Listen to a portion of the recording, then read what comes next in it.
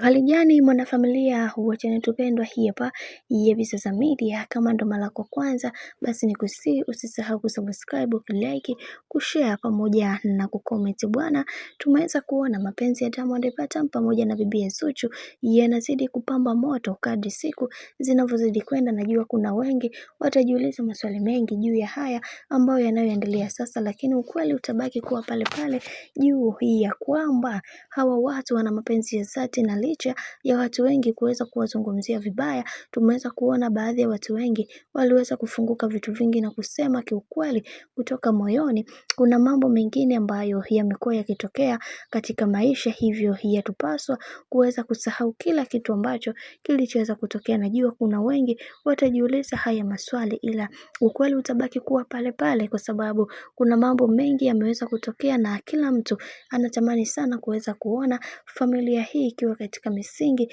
na mikakati iliyo bora, kwani tumeweza kuiona furaha ya bibi Zuchu kwa namna moja ama nyingine. Kila mtu aliweza kufurahia, na hata Diamond mwenyewe pia aliweza